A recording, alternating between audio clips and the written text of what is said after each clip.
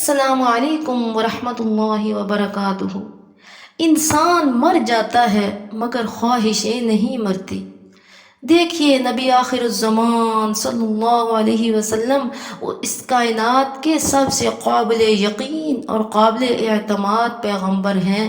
یہ ہماری ہی بدقسمتی اور بدبختی ہے کہ ہم بے یقین و بد اعتماد بنے رہیں، ان اذیت ناک عذابوں سے بچنے کی کوئی تدبیر نہ کریں۔ ہم نے غفلت کی چادر تان لی اور میٹھی نیند سو گئے۔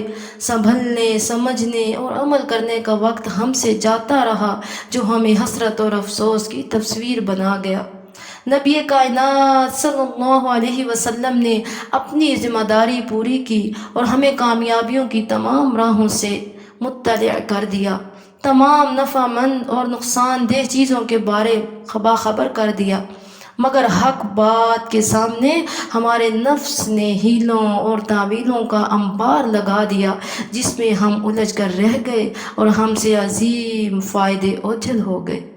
ہم اپنی سستی سے کسی دنیاوی فائدہ سے اگر محروم ہو جائیں نا، تو ہم اپنی غفلت شعاری پر کس قدر ملامت کرتے ہیں، حالانکہ یہ اظہار افسوس ہمارے افسوس کا حل نہیں ہے۔ اس وقت ہماری آنکھوں کا آنسو بہانا اور سر پکڑ کر چیخنا نہ تو کسی نقصان سے چھٹکارا دلا سکتا ہے اور نہ کسی فائدہ سے ہمکنار کر سکتا ہے۔ اے میری بہن، لیکن یہ تو دنیا کا مکان تھا، مگر وہ دنیا کا مکان نہیں بلکہ آخرت کا سماں ہے، جہاں ہمارے پسینے سے شرابور ماتھا، گھبراہٹ اور خوف میں مبتلا ہونا ہمارے گناہ گار ہونے کا گماں ہے۔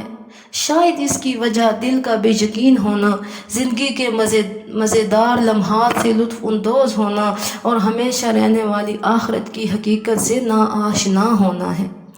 دنیا میں واعظ اپنے وعظ میں قیامت خیز مناظر کا نقشہ کھینچتے رہے، مگر ہمارے بند ذہن کے تالے نہ کھل سکے۔ ہم نے ان کی نصیحتوں، پیش آنے والے نقصان اور مصیبت سے آگاہ کرنے والی سچی خبروں سے بے پرواہی کا رویہ اپنائے رکھا۔ خطباء کی خطابت اور تقریر کی لطافت ہماری سماعت میں رس گھولتی رہی، مگر ان قرآنی بیانات پر عمل کرنے کے لیے ہمارے اعضاء کبھی حرکت میں نہیں آئے۔ سچ پوچھیں تو ہمارے پاس زندہ دل ہی نہیں تھا جو تبدیلی کی سوچ پیدا کرتا۔ ہماری سماعت قرآن پڑھنے، سننے اور سمجھنے کے لیے کبھی فارغ ہی نہیں ہوئی۔ سوچئے آپ اس وقت کہاں کھڑی ہیں؟ ٹھہرنے کا مقام کون سا ہے؟ یہ روز قیامت ہے، حشر کا میدان ہے، لوگوں کا اجتماع عام ہے، جب باغیوں کے ہوش اڑا دینے والی آگ کے بلند و بالا شعلوں کا شور برپا ہوگا، جب جہنم کی خوفناک آواز سے کان پھٹ رہے ہوں گے، تب انسانی دل کی حسرتیں دعا بن کر نکلیں گی اور خواہشیں امڑ امڑ کر باہر آ رہی ہوں گی۔ کاش ہم دوبارہ زندہ کیے جائیں، کاش ہم واپس دنیا کی طرف لوٹا دیے جائیں، کاش ہمیں چند لمحوں کی زندگی مل جائے تو ہم اللہ کی آیات، نصیحتوں اور دھمکیوں کو نہیں جھٹلائیں گے، ایمان بھری زندگی بسر کریں گے، اتباع رسول کی صلی اللہ علیہ وسلم کی قسمیں کھائیں گے۔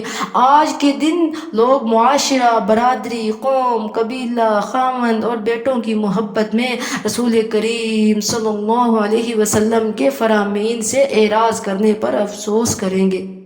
راہ ہدایت اور اتباع سنت سے بہکانے والوں پر کوسیں گے۔ جس دن ان کے چہرے آگ میں الٹ پلٹ کر دیے جائیں گے تو چیختے ہوئے کہیں گے، اے کاش کہ ہم نے اللہ اور اس کا رسول کا کہا مانا ہوتا۔ وہ کہیں گے، اے ہمارے اللہ، بے شک ہم نے اپنے سرداروں اور اپنے بڑوں کا کہنا مانا تو انہوں نے ہمیں اصل راہ سے گمراہ کر دیا۔ اے ہمارے رب، انہیں دگنا عذاب دے اور ان پر بہت بڑی لعنت کر۔ ایسے لوگ جنہوں نے اللہ اور اس کے رسول کی ہدایت سے منہ موڑ کر اپنے خود ساختہ پیشواؤں، جیلی، سگریٹ، شراب نوش اور بھنگ و چرس کے عادی پیروں کی اتباع کرتے رہے، اس دن وہ پیشوا جب پیٹھ پھیر کر لا تعلقی کا اظہار کرتے ہوئے بھاگ کھڑے ہوں گے تو یہی لوگ جنہوں نے پیروی کی تھی کہیں گے، اے کاش ہمارے لیے ایک بار دوبارہ زندہ ہونا ہو تو ہم ان سے بالکل بے تعلق ہو جائیں، جیسے یہ ہم سے بالکل بے تعلق ہو گئے، اسی طرح اللہ انہیں ان کے اعمال ان پر حسرتیں بنا کر دکھائے گا، اور اس دن اس افسوس اور اس غم کا کوئی فائدہ نہ ہوگا۔ اللہ رب العزت سے دعا کرتی ہوں کہ اللہ تعالی ہمیں اس دنیا میں رہ کر نیک اعمال کرنے کی توفیق عطا فرمائے۔ اللہ تعالی ہم سب کو عقیدہ توحید نصیب فرمائے۔ وآخر دعوانا ان الحمد للہ رب العالمین۔